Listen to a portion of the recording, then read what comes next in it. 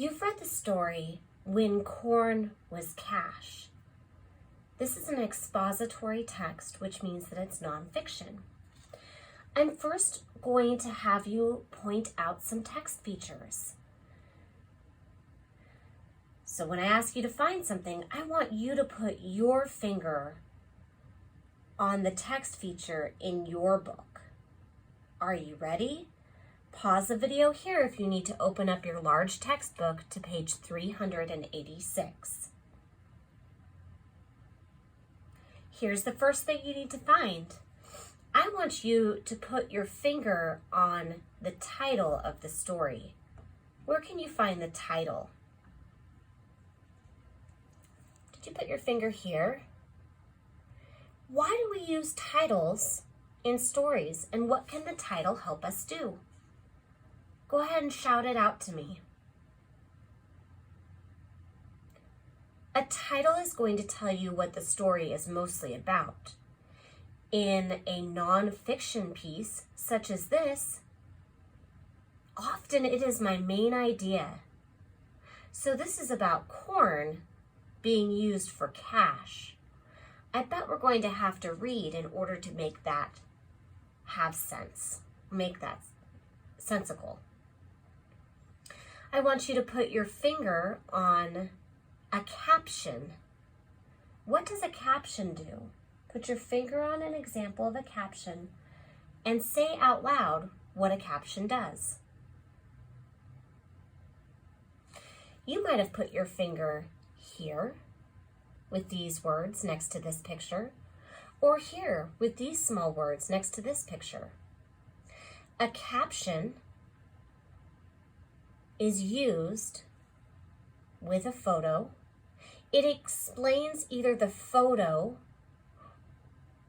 or it gives us some new information. The next text feature I want you to find is a photo. What does a photo do?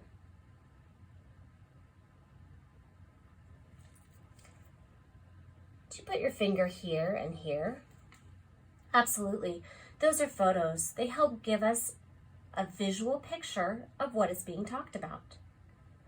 The final text feature on these 2 pages I want you to find are subheadings. Can you show an example of what a subheading is? Nice job. Did you point to this or this? The barter system or Native Americans? That is an example of a subheading. What does a subheading do? Right now, tell the air around you what a subheading does. A subheading is a way to organize information in a nonfiction text. That means anytime that you're going to be talking, you've clumped your information in certain ways so somebody can navigate your text easily. If you wanted to read about how Native Americans used the barter system, you would come right here. If you wanted to find out information about what the barter system was, all of that information is going to be located here.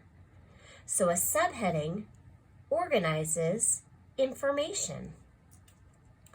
Go ahead and turn the page.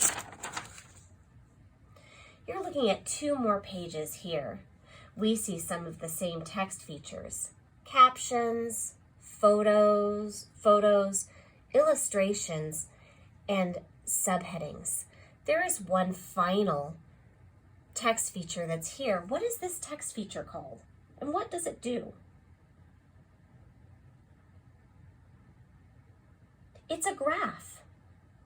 And it tells us or shows us some information in another visual sort of way.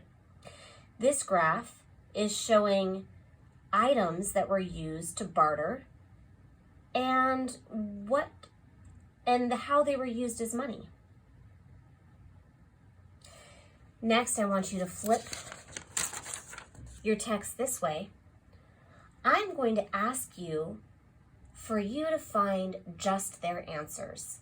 It means an answer that you could put your finger on and show me in the text where the answer is. It's kind of like a scavenger hunt. I want you to answer this question.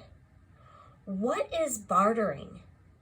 I want you to pause the video and see if you can find an answer somewhere here. Can you put your finger on the answer? What is bartering? Pause the video here and find it.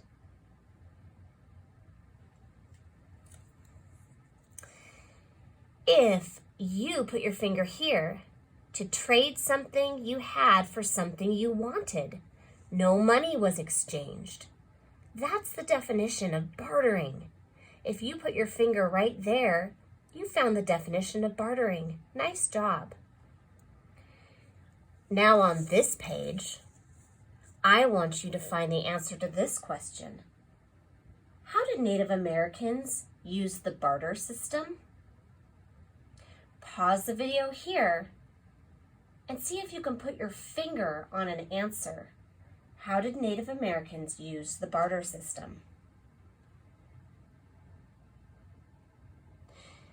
If you're watching, it means that you have found an answer.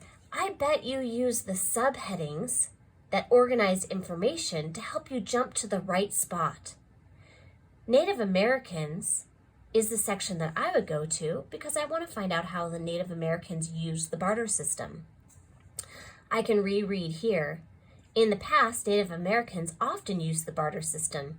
People from different families and villages got together to exchange items. They traded crops such as corn, beans, and tobacco. They exchanged dried fish and meat. They traded stones for making arrowheads and animal hides for making clothes. If you chose any of the sentences in here, you're right.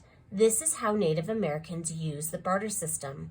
They had items that they traded for other items that they needed. Great job. Go ahead and turn the page. We're going to continue our scavenger hunt on these two pages. Here's your next question. Why did colonists barter?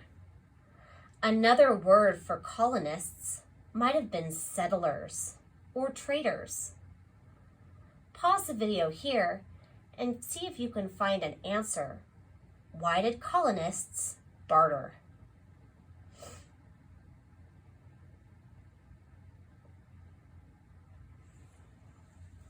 If you jump to this section, settlers and traders, you'd be in the right area. I hope you put your finger right here where it says colonists relied on bartering to survive. So, survival. You also might have said that they exchanged cloth from Europe for crops from the Native Americans grew. They also traded beaver furs, blankets, and cows. Nice job. Your last question is a tough one. People often talk about money and they refer to a dollar as a buck. Where does the word buck, when referring to money, come from? Where did that term, buck, come from? Pause the video here and see if you can find that answer. Maybe you found this, maybe you didn't.